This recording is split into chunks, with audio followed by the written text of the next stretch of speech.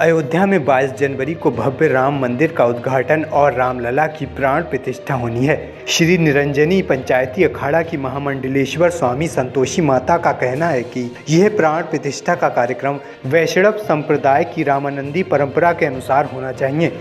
उन्होंने कहा कि इस परंपरा में भगवान के बाल रूप की पूजा की जाती है, इसलिए रामानंदी परंपरा से ही प्राण प्रतिष्ठा कार्यक्रम कराया जाए। महामंडलेश्वर स्वामी संतोषी माता ने कहा कि भगवान राम श्री हरि विष्णु के अवतार हैं, जबकि वैष्णव संप्रदाय के लोग राम, कृष्ण और श्री हरि की पूजा करते हैं, इसलिए रामानंदी परंपरा के अनुसार ही अयोध्या में रामलला के प्राण प्रतिष्ठा कार्यक्रम होने चाहिए। साथ ही बताया कि सनातन धर्म में पंचदेव पूजा का विधान है, जिसमें जगतगुरु शंकराचार्य की ओर से स्थापित दशनामी संन्यास परंपरा के साधु संत शिव के उपासक होते हैं। वहीं भगवान श्री हरि और उनके अवतारों को मानने वाले वैष्णव संप्रदाय के लोग होते हैं।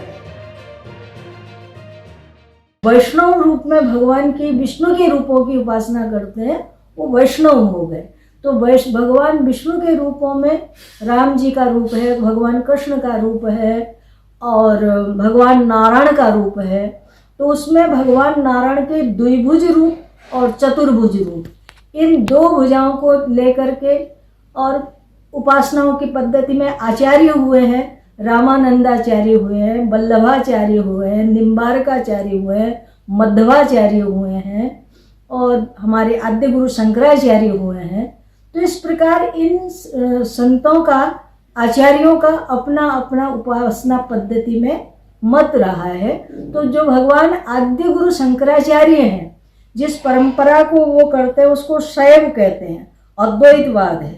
उसी प्रकार रामानुजाचार्य हुए हैं, जिन्होंने भगवान विष्णु के रूप का द्विभुज रूप, बाल रूप में भगवान की उपासना की है, तो इसलिए उनको रामानंदाचार्य कहते हैं।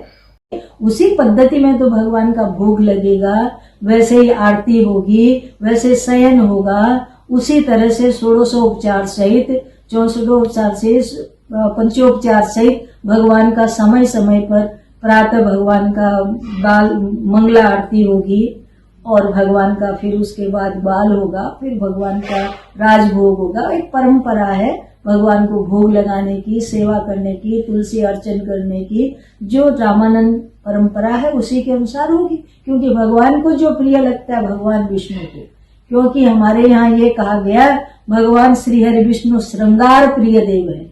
जितना उनको वस्त्र, आभूषण, अलंकार आदि से उनको सुशोभित किया जाए, शोभा किया जाए, भगवान का सौंदर्य बहुत महान है। हमारे शैव है कि भगवान शिव को जलाभिषेक करके वो प्रसन्न होते हैं और भगवान सूर्य हैं कि वो अर्घ देने पर ही संतुष्ट हो जाते हैं। भगवती जगदम्बा है कि उन्हें अर्चन बहुत प्रिय है।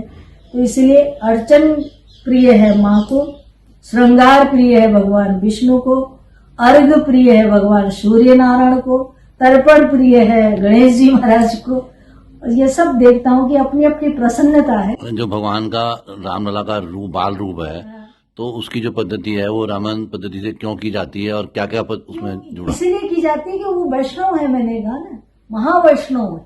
भगवान श्री हरि विष्णु का रूप है। बाल रूप जो भगवान रामलला का है, विष्णु भगवान का ही अवतार तो माना गया है ना कि भगवान राम है। राम साक्षात श्री हरि विष्णु है, श्री हरि विष्णु ही राम है, राम ही श्री हरि विष्णु है। तो इसलिए उनकी जो पद्धति है उसी आधार पर होगी। भगवान के सगुण रूप की होगी, साकार रूप धारण किए हैं भगवान, तो साकार रूप पर उनकी पूजा होगी।